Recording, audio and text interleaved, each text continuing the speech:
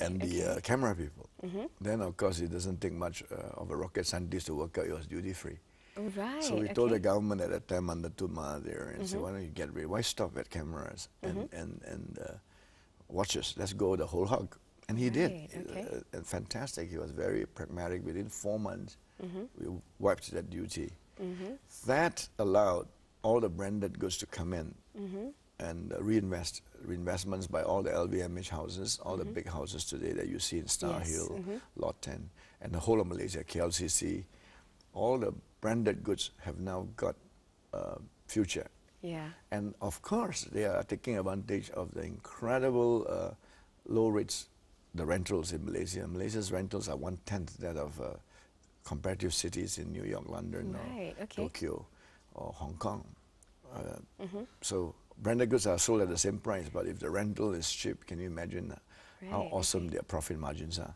So, of course, this was made possible by the removing of the duties. And then, of course, we have to sprinkle it with the Sean Elise style, the Bintang Wah. You have to make the whole place. The whole place was getting a little bit red light districtish, so it was getting dangerously down market. So we have to lift it all up, and thank God we did that today with huge reinvestments from all the houses. Okay, so definitely the dropping of the tax on designer goods proved instrumental in achieving all that. Absolutely, because the government today has much more collection through the taxes of corporate profits through this way than to have duties collected on branded goods. Right, so it was a matter of transferring the income from another source, I suppose. That's correct, and then you help the city to live and to compete as a city with some retailing experience, which are incredible. Right, okay. We're going to take a quick commercial break right now, so hang in there. Stay tuned. We'll find out more from Tan Sri after these messages.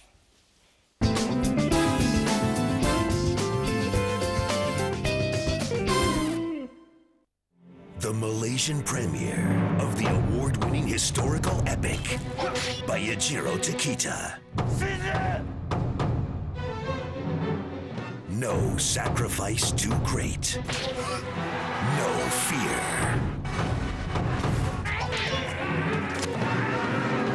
No turning back.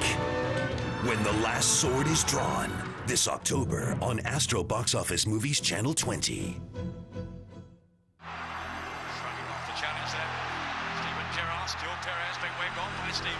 There's no flag, it's Henri! It's a great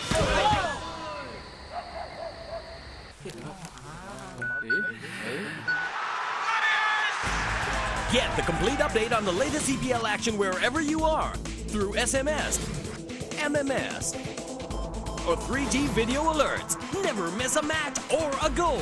Only on Astro Mobile.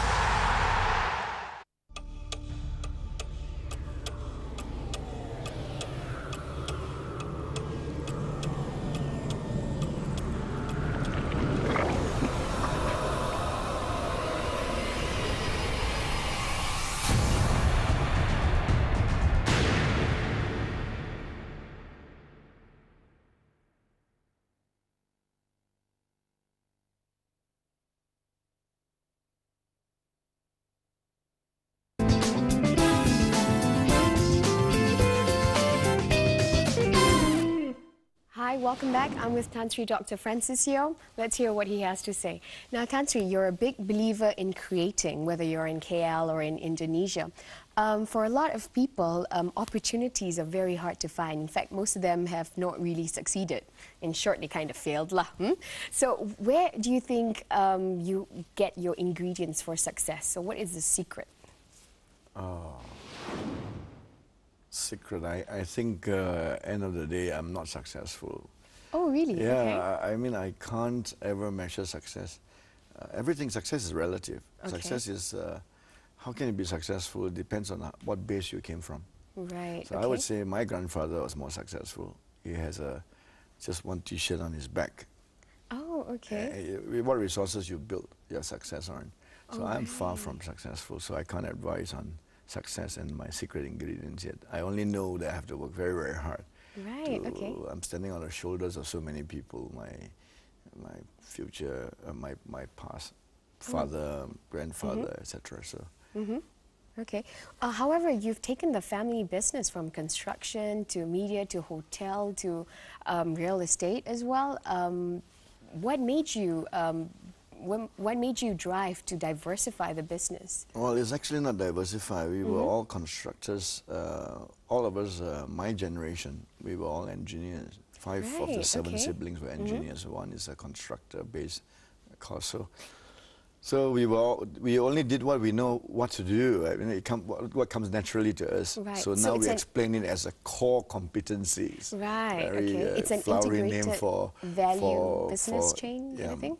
Yeah, although we had to stick to what we know best, and that was Okay. construction, infrastructural development. So if you notice, we didn't, to diversify means we are into pharmaceuticals or Right, things like that. okay. We are not.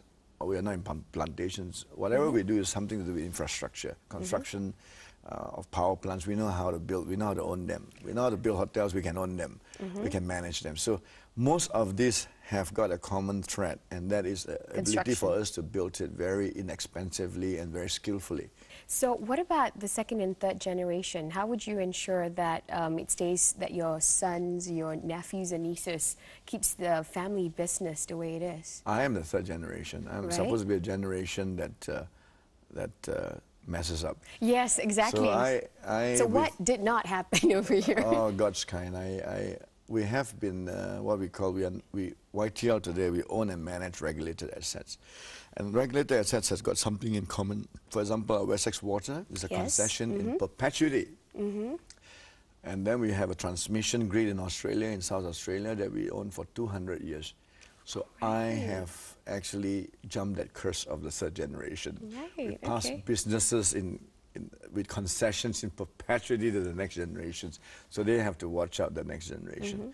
But I have always said that my next generation would have to be much, much more competitive. They have to have Okay. double degrees from good universities. Yes. My eldest daughter has just graduated with 2 degrees from 2 good degrees, universities. yes. And my eldest son is doing a master's in Imperial College, the Right. best engineering school. Yes, And then my nephew has gone to Oxford to do civil engineering. And most of them are, oh my God, they are all 9As and 8A stars, and all of them my next generation. So the reason they have to go to great universities and still get 2 degrees is because they would have to understand the level of competition with their peers. That is Right, about okay. the only thing that they would have felt a bit of the competition, what's really going on in the real world. They are not like us. When we were young, we went with our fathers to construction sites, etc., etc. Times have changed. The world has somewhat changed. They still follow us to the sites and construction sites, but it's not so. The business model has changed. So they visit power plants, they visit water facilities.